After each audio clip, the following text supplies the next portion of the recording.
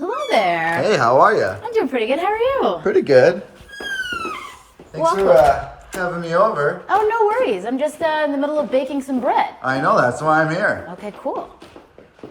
So how do we do this? Okay, so we've got the flour already in here, and we've got some salt and yeast already in the bowl. Just got to add some oil, water, and do some kneading, and then we're good to go. Great, let's knead. All right, let's knead. We'll put the oil in here first. So where are we? We are in my apartment right now, ready to hang out, bake, and veg out, take some naps. Yeah, there we go. So, Tommy, where did you live before you came to Buffalo? Before I came to Buffalo, I was in New Jersey. Well, I grew up in New Jersey, South Jersey area, shout out to Atlantic City. And then I moved to Syracuse for college and then came to Buffalo right out of college. Great.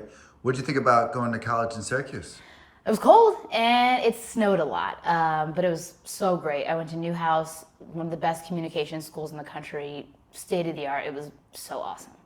Did you know you were going to go into journalism when you went to Syracuse? Yeah, that was the goal. Got lucky and it kind of all worked out for me. So I started off wanting to do sports journalism. My dad was like, hey, you love sports and you love to talk, so maybe you should try sports journalism. And I was like, wow, that's a fantastic idea. What are some good journalism schools? Found Syracuse, applied, got in. That was the end of the story. Except I didn't end up doing the sports stuff because I couldn't hack it, but news worked out pretty good. You think Syracuse prepared you for the weather in Buffalo?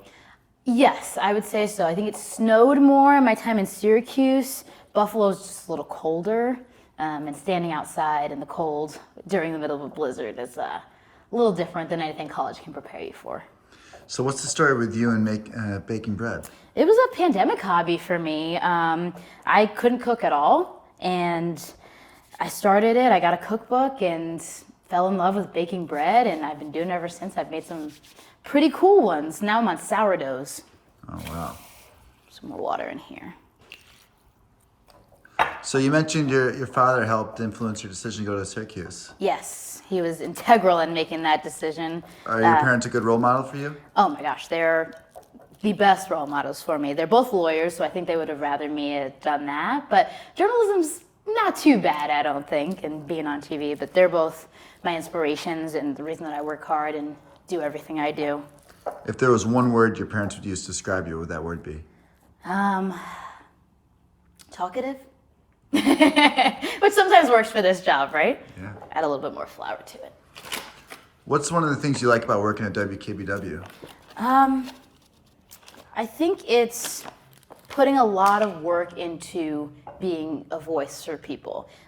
We start every day with, how can we serve this community? And I think our team's really focused on doing that and executing it in a way that really looks good and feels good to be a part of. What was a really difficult day you've had since working at WKBW? I think most difficult day for everyone was May 14th in this entire community.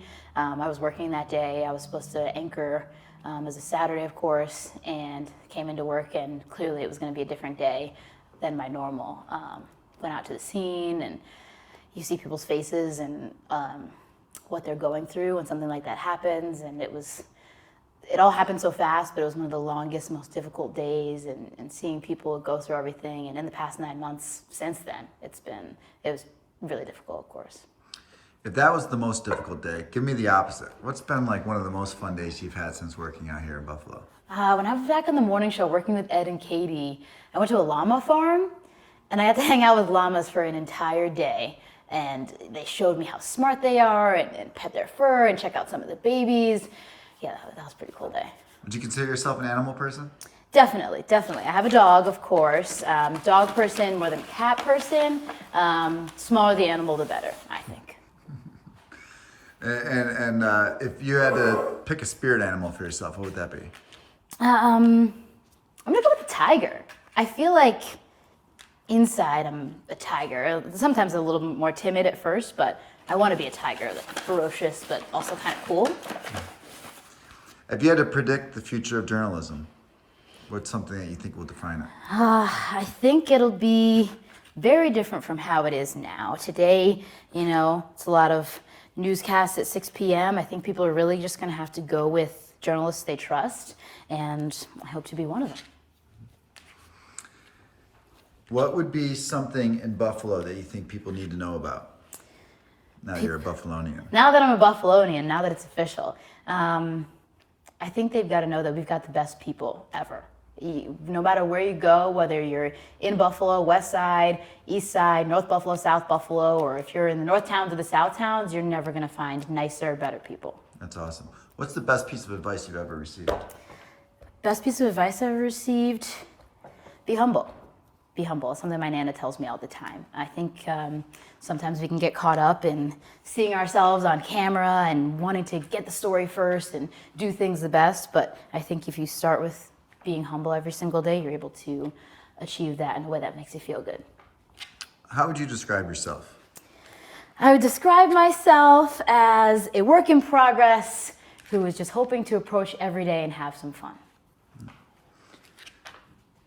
And if the big bosses cornered you in the elevator and said, Taylor, we need more content, pitch us a story or a series, what do you think you'd want to produce?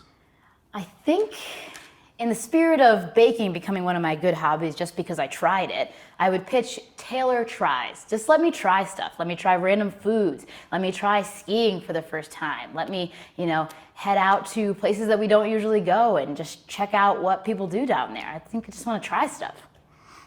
One of the more polarizing topics in Buffalo is the best pizza in town. Of course it is. Who's got the best pizza in town? It's no question for me. It's Franco's. Really? Franco's is my number one. And you can get it in the shape of a heart for free. It's so awesome. It's like they really care about you there. This is about to get loud. Hold on, we got to do some. What about buffalo wings? Wings? Yeah. Also, no question. It's barbell. Sorry. Barbell. And how do you get them? I do the honey butter barbecue, and I do all flats. No Wow. drums. No drums, all flats. I'm not taking any questions about it.